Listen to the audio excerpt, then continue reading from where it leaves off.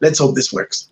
I have no rebut on that, except to put it back at him again as an astute scholar when it comes to texts, whether it is the Hammurabi Code of Conduct, or it is the Numa Elish, or the Epics of Gilgamesh, or it is the Amdiyat, or no problem. But the law says in scholarship, the older one is the authority.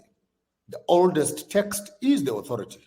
So, my Honorable Tutu, go back and take your 10 commandments, and you'll find that word for word, they are similar in all formats, from negative, as we are saying, to positive. But all the 10 commandments are literally found word for word in the 42 laws of Ma'at.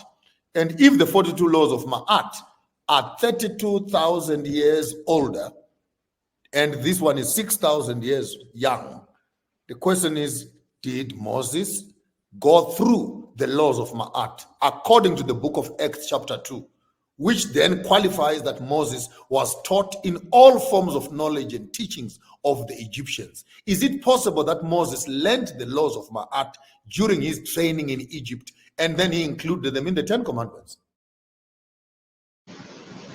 Okay, great question. So did Moses copy the 42 laws of Ma'at and then, fix them around and then rebranded them as the 10 commandments? So let me begin. Oh my God, I'm frozen. So if you can see me, just confirm, because I'm frozen right now. So I don't know if this means my network is gone. Let's just hope that it's there. So if you can see me, let me know.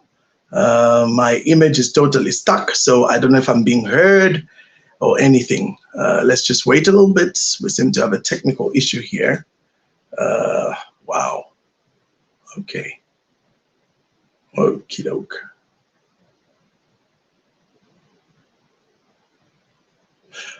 Oh, Jesus in heaven.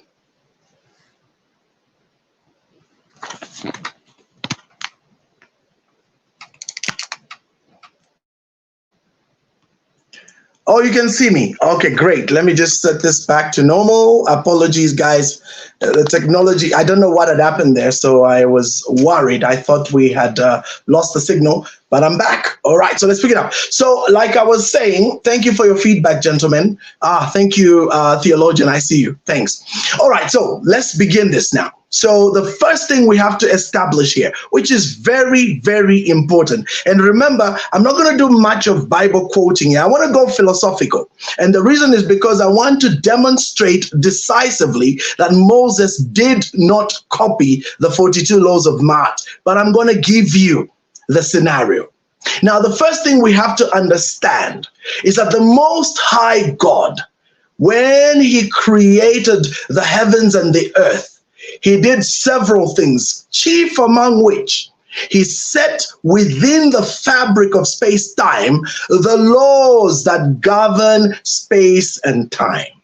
So that's the first thing you have to understand. So these laws are broadly divided into two laws. You've got the spiritual sets of laws, and that's quite something. I'll get into them just to demonstrate what I'm talking about. And then you've got the natural sets of laws. Now, the natural sets of laws were designed to manage the realm of the physical. The realm of the physical. Now, this realm of the physical was recreated according to Genesis chapter 1, verse 3, after a cataclysmic event. I don't want to go into the details of that. Let me stick to what I'm saying. And so when he recreated this earth in Genesis 1:3, he set within earth all the laws and systems governing the earth. And that's why Genesis chapter 8, towards the end of that, he talks about the laws. For as long as the earth remains, these laws, and so he quotes some of the laws, sowing, and so what did he say? I think day and night, summer and rain and whatever. It's there. You can go check it out. Like I said, I'm not going to quote much of the Bible today. I want to focus. So that particular set of laws were to remain. And that's what the Bible says. For as long as the earth remains, these shall not cease. day and night, sowing and reaping, whatever. They will not cease. Now, that's a summarization of a complex and rich set of laws. These laws govern the earth. Those who are scientific understand that over time, these laws were set. And mankind in their growth came to begin to learn about these laws. They came to decipher these laws. So I think that's very, very important to understand. Now, I'm going to go into some strange terrain here. If the laws were set from the very creation of the fabric of the universe, and by the way, maybe I'm being, Maybe I'm being a bit mysterious here. So let me get even deeper. Some people are thinking I'm talking about Deuteronomical laws. I'm talking about Levitical laws. No, those were specific to Israel because by then God had revealed himself to the Israelites. So we're not talking about those. I'm talking about the natural laws that govern the universe. And so those natural laws and spirit laws were created and embedded within nature by God himself. When the Most High God created the heavens and the earth, according to Genesis 1:1, he also put in those heavens and earth the laws that govern its operation. Remember that when he created the heavens and the earth, he also created all these amazing beings, which I have come to refer to as the elder race, all the angels in their various ranks and file, all the glorious beings that we have come to refer to as the angels. Those angels have rank and file. Those angels have hierarchy. Now, those angels operated in that time according to the laws that God had placed in the universe. Now, when God recreated the earth after that cataclysmic event, I'm not going into that, he then redid those and then created man. So man became the last being, if you like, the youngest sibling to show up in this amazing hierarchy of beings. And I heard the elder talk about the 6,000-year hypothesis. I will tell you straight up, as a scholar myself, nope, the 6,000-year hypothesis doesn't fit. It doesn't fit. So I am subscribed to the gap theory. Now, those who are very interested, we can start a whole discussion in the comments, and I can do articles on it. But just know that the science, the facts face us. And when facts face you, you have to come to a serious situation where you have to challenge your previously held views in light of the facts being shown. So the facts are that the earth is a couple of billion years old. The facts are that we seem to have ancient civilizations that transcend the 6,000 years. We seem to have, debris, architectural diggings, you name it, that are showing and demonstrating clearly, without doubt, the ancient age of some of those civilizations. And so Maponga quoted and said that the laws of Mart are 32,000 years old. Of course, that's because a number of scholars who've studied Egyptology, by the way, Mart comes from Kemet. Kemet is Egypt, ancient Egypt. That was the name, Kemet. And in Kemet, you had the gods, you had the pantheon of gods, you had all sorts of things going on. And there were these writings that were done. So there are quite a number of them, chief of which I'm going to pick up, of course, the Hermetic law, as well as the laws of Mart. These were all part of things that were written. Now, where am I going with all this? What I'm saying is that in those ancient days, before God made himself fully known to man, and I'll get to that, there were exposures, there were times when these beings began to interact with that ancient earth. There is quite some proof for it. And so when these beings interacted with the ancient earth, they also made themselves known. They also made their power known. They also interacted and walked the earth. These beings. We know this because in Genesis chapter 6, we see a repeat when the gods walked the earth. That's what they were referred to, gods, but essentially the sons of God. And of course, there's a whole argument around that. I don't subscribe to it, where they say, no, there was no such thing as sons of God, no such thing as angels, coming on earth, because that's not what it refers to. It refers to the line of Seth versus the line of Cain, which a simple cursory study shows it doesn't hold water, because the evidence is in your face. You see, and that's the thing that we need to come to realize as quote unquote kingdom advocates. We have to realize that there is so much evidence now that is showing that something occurred in the distant past, very distant past of this earth. There are archaeological digs just here in Kalambo, wherever it is, in Zambia, northern part of Zambia, near the Zambezi River source, where wooden structures were extracted, and those wooden structures were dated to be 500,000 years old, 500,000 years old. Now the question, if we are extracting structures that seem to be man-manipulated that are 500,000 years old, what does that tell us about the Bible narrative? Is the Bible narrative deceitful, or is it real and we misinterpreted it? And for me, as a studious individual, definitely we misinterpreted it, because we imposed exegetically our own views concerning it. So back to the laws. So based on the fact that there's this ancient existence, which seems to suggest there are quite a number of ancient writings. Now I'm going to go away from scripture. I'll come back to it. But these things I'm about to tell you are not opposed by scripture, because it's there. So there is a suggested view that these beings, the angels, were interacting on this earth before, and they left their signature. The biggest signature being the monuments. Remember, these monuments were virtually indestructible. They exist today. They are a testament of some ancient, powerful technology that we still don't understand even now. So in that time, in that era, it is obvious that there was interactions between these gods. And these gods are specifically angels. I'm not going to even go round corners. That's what they are. And they came and interacted with whatever they found then.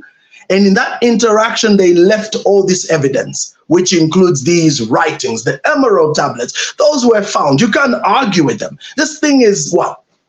32,000 to 36,000 years old. It has a cuneiform. And, cuneiform, when you look at what it takes to create cuneiform, it is so much work, because essentially they take mortar and then they mix it with some kind of bonding agent, and then once it's created, as it starts to almost dry, then they etch the words in there, then they leave to dry. Very, very slow, laborious process. But they did it because they knew that whatever they're going to write in those symbols called cuneiform, it would leave a signature for time. The evidence would be there. There's a very mysterious passage in the book of Jeremiah that says the Lord left his signs in Egypt as a sign for now. He left a mark there as a sign, a mystery as a sign. Now that's really an interesting passage, but I don't want to go into that. I want to focus on the fact that these beings began to share what are essentially the knowledge. And that knowledge, and by the way, knowledge and education are two different things. So they began to share this knowledge, which composed or comprised laws. So the laws were set before time by these beings. Now remember, I am of the view, and I really support this view, that in that ancient time, the 32,000 years ago, the 50,000 years ago, the 100,000 years ago, there was serious activity going on the planet. Now, let me explain why. Because every ancient account, extra biblical, by the way, we need to stress that, extra biblical account testifies the following story. Listen to me well. Every account, whether it's the Lozi account, the Bemba account here in Africa and several, whether you go to South America, Aztec, Inca, and Mayan legends and myths and mythology, European legends and mythology, especially the Nordic ones. A lot of you are familiar with the Nordic teachings narrations because of Thor and Loki and all these gods. We know about those. Those are real stories from ancient writings, okay? Then you've got, of course, Kemet, Egypt, the most famous, most powerful, most outstanding training and writings around the ancient works. Then you've got, of course, Mesopotamia, which is the dawn, if you like. That's where you have that's where you have the what do they call, the Babylonian and Akkadian writings. Okay, then of course in India, where you have the Sanskrit and Hindu mythology. And of course in the Far East, you also have a whole bunch of... Now, have you noted all these places, do you know they have the same story? Here's the story. There were gods that came from, oh, by the way, the Dogon of Mali. Is it Mali? I can't remember which country in Africa, but I think it's Mali. The Dogon people. Oh my God, let's not even go there. They have amazing stories. The shaman, the medicine man, Credo Mutwa, he's since passed on, gave crazy revelation about the Zulu ancient kingdom and their interaction with half gods called the Chitauri. You watch the Avengers, you see the Chitauri in there. It's those lizard-like people. If you also watch a movie called Jupiter Ascending, you will see again the lizard people. David Icke has this whole crazy teaching that reptilian beings who interact as humans, half humans, or what they call, thank you, Muhandu, they're from Mali. Reptilian beings who interact as shapeshifters, interact and govern our society today. These reptilians are half human, half beings, whatever they are. So all this, what's his name? Credo Mutwa talked about them and explained in great detail. Explained in great detail who they were. Now, here's the interesting part. Every one of these people speak about the gods that came from heaven, came on earth, identified women, married those women, had children with those women, and the children they birthed became royalty. You go right now, Credo Mutwa, not Mulia, Mutwa. You go right now to the Lozi mythology. Who is Nyambe? Nyambe is the god. What did Nyambe do? Nyambe came down on earth, identified a woman called Mbuya wa Mwambwa, had a child with Mbuya wa Mwambwa who gave birth to, I've forgotten my mythology in African setting. Do you know that story is everywhere? Everywhere. So, where's my point? My point is those same beings began to teach men things that were not permitted to be taught to men, and they left their evidence. And I like this, absolutely. Amazulu means Kai people, that's right. Are you aware? Just to give you some more evidence, guys, I'm not talking from without. You see those tall men in stilts who walk in traditional dances? You always have the tall men in stilts. Do you know what that represents? The giants. It represents the beings, the offspring that came between the union of angel seed and man seed. So this siring of beings across the planet began to happen in all these places. Now, there seems to have been a sharing of information. Again, I'm going to quote, not from the Bible. I'm going to quote from an extra biblical source, but very authoritative. I find that book extremely enlightening. The Book of Enoch.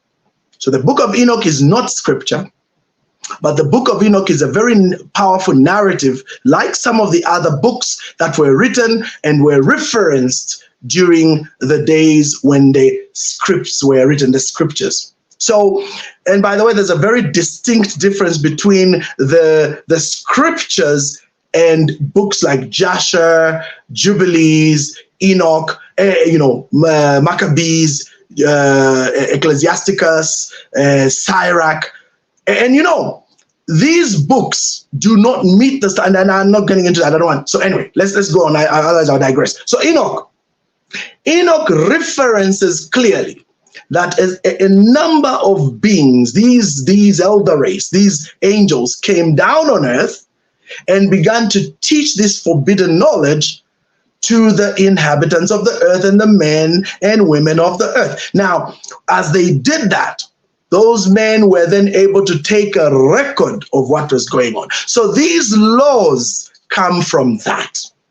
So you have to understand that these beings began to share this information. In fact, they did it without the permission of the Most High God because they had an agenda, and their agenda was to draw man away. Now, it's interesting to note that there seemed to have been a great rebellion that took place in some ancient time we are not aware of. And in that ancient time, this rebellion was so profound that a great war took place of cataclysmic proportions. That war obliterated everything. That, like, the earth as we know it was literally reset. And the idea and concept of a reset of the earth is not new because God has done it at least twice. All right, so there was this reset. So Genesis chapter 1, verse 2 gives a very interesting clue. 1, heaven and earth is created, but then 2, the whole thing is destroyed. So now God, the Spirit of God, is hovering up in the deep. Now, if everything is being created in Genesis 1, 2, where does the deep come from? Where does the water come from? And where does the darkness come from? Because nothing is created. So where are these three coming from?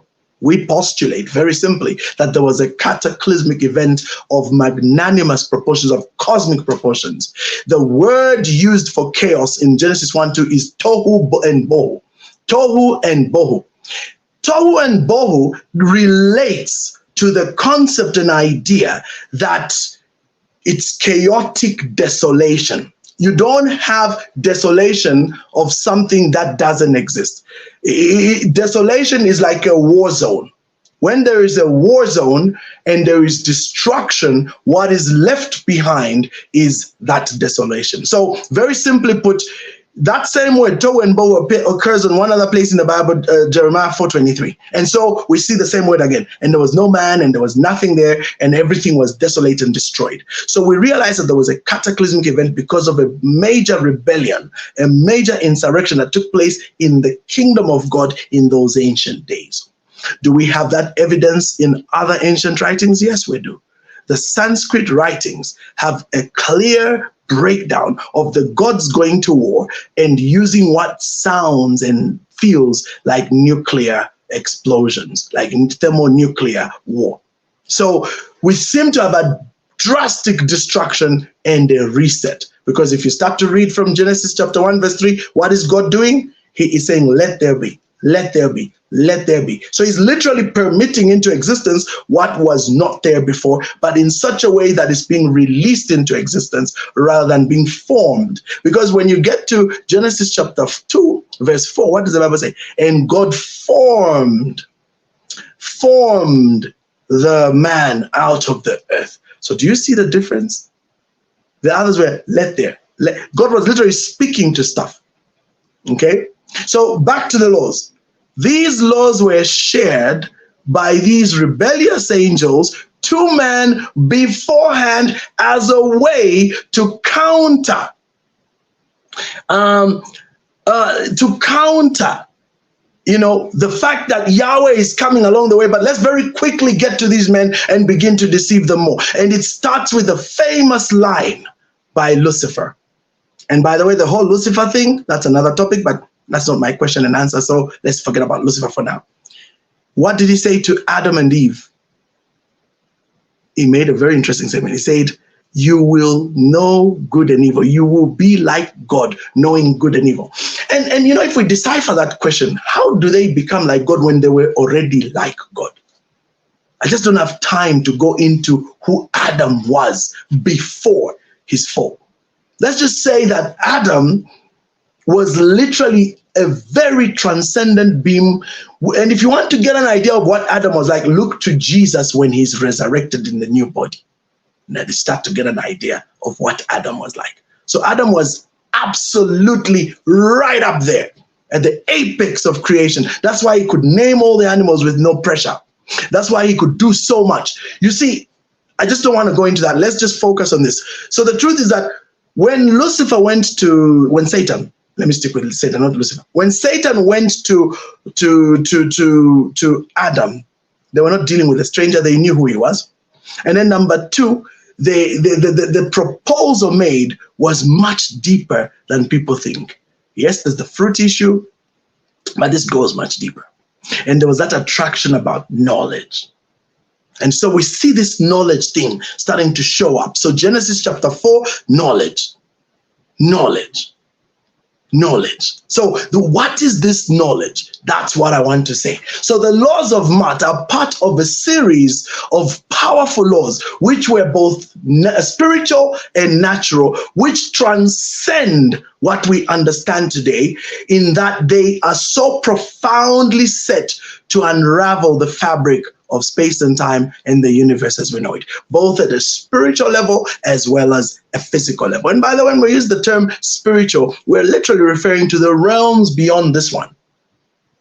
Okay, so anyway, back to my points. So there you are. These are the laws that were given, quite a number of them. These were deciphered over the years. This is before Moses, and these were taught in Egypt. So essentially, you had spiritual laws.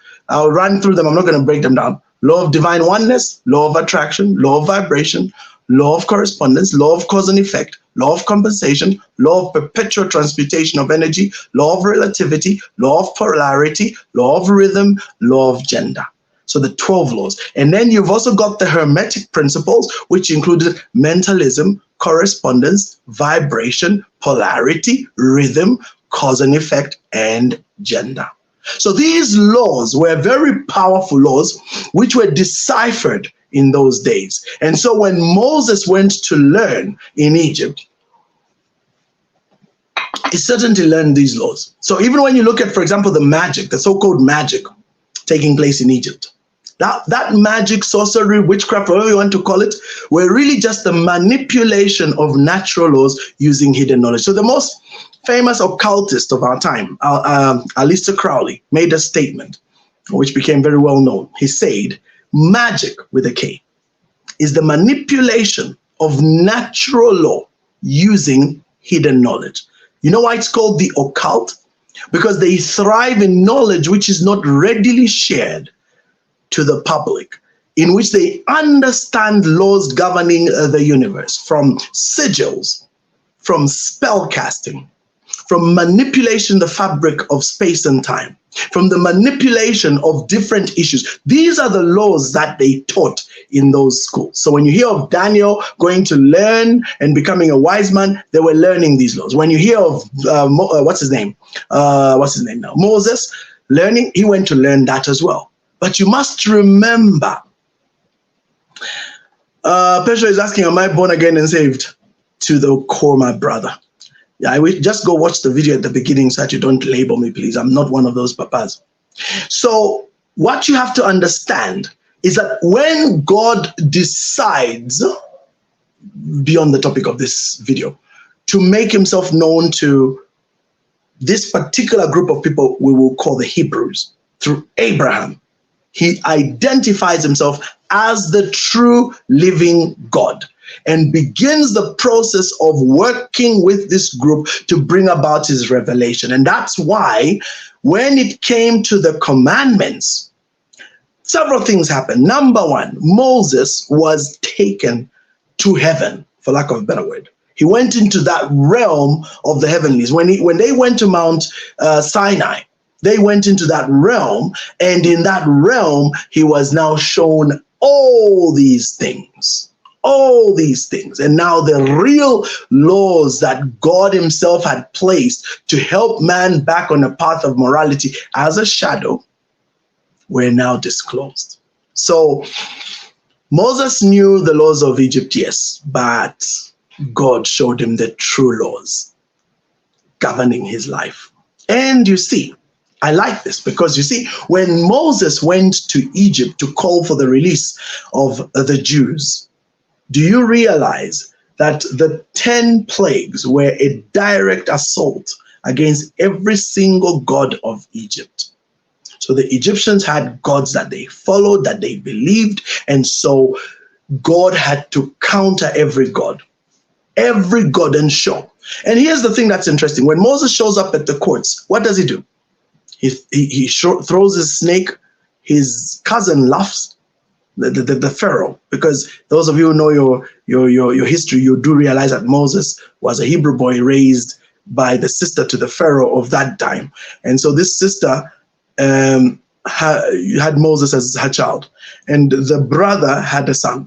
And so these two became friends, these two became colleagues, they became blood relatives during that time. But then Moses was raised by his mom. So because he was raised by his mom, he was taught all the things of his background as a Hebrew, even though he was in Egypt learning the things of Egypt, as of course testified in Acts 2. So at that stage, when Moses now began to come into his being, he realized that these are not my people are the ones who are slaves.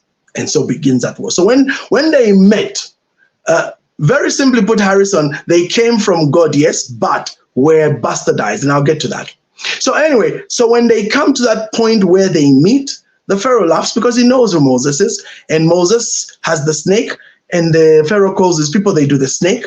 The first, second, and third plagues were all replicated by the magicians of Egypt. Note that the first, second, and third plagues were replicated miniature by the magicians of Egypt. But the fourth plague going forward, even the magicians acknowledge that this can only be the power of God. Go look up that word God used in Exodus there and find out what the Hebrew word is. I'm not going to go into that. Yeah? So we go on. So that's number one. So understand that the laws of Mart and the laws of God, Moses' laws, they're not the same. The laws of Moses are the real laws from God himself. That's why the first set were written by the finger of God himself. And when Moses went down, he found, well, there was a loud noise, and God said, go see the evil thing these people are doing. And that's a part you need to start to understand, because I'm going to come to answer powerfully on the blood.